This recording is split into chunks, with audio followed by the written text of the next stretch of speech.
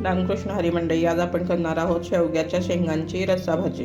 त्यासाठी मी 2-3 कांदे घेतलेले आहेत, खोबरं घेतलेलं आहे, अर्धा टोमॅटो घेतलेला आहे चिरून, आणि लसूण, कोथिंबीर हे सगळं चिरून घ्यायचं आहे आपल्याला। आणि शेंगा पण चिरून उकळून घ्यायच्यात, पातेल्यात उकडायच्या, कुकरला उकडायच्या नाही आहेत। शेंगा अशा चिरून धुवून स्वच्छ पाण्यात टाकायच्या शिजायला पातेल्यात, थोडंसं मीठ टाकायचं त्याच्यामध्ये, 10 मिनिटं ह्या शिजवून घ्यायच्यात।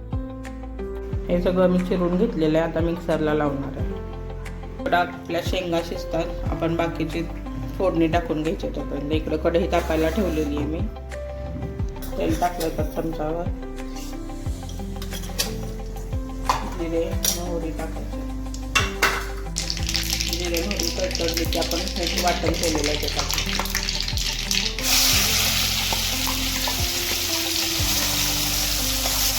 म्हणजे मसाले पण त्यात भाजून निघते। 1 चमचा लाल तिखट टाकलेलं आहे बेडगीचं।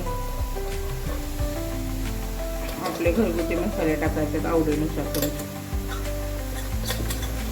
थोडीशी हळद आणि हे घरी बनवलेलं लाल तिखट मसाला, काळा मसाला, आणि सगळं परतून घ्यायचं चांगलं तेल सुटेपर्यंत। यातच 1 चमचा शेंगदाण्याचा कूट टाकायचं। आपलं वाटण परतून झालेलं आहे, आता आपल्याला तर शेंगा टाकायच्या बघायचं।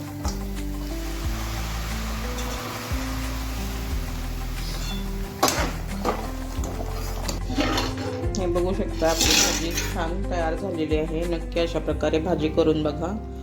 शेवग्याच्या शेंगा आपल्याला खूप फायदेशीर आहेत, कॅल्शियम आणि लोह असतं यामध्ये, आणि हाडे मजबूत करण्यासाठीही याचा फायदा होतो, आणि केसांच्या आरोग्यासाठीही उत्तम आहेत।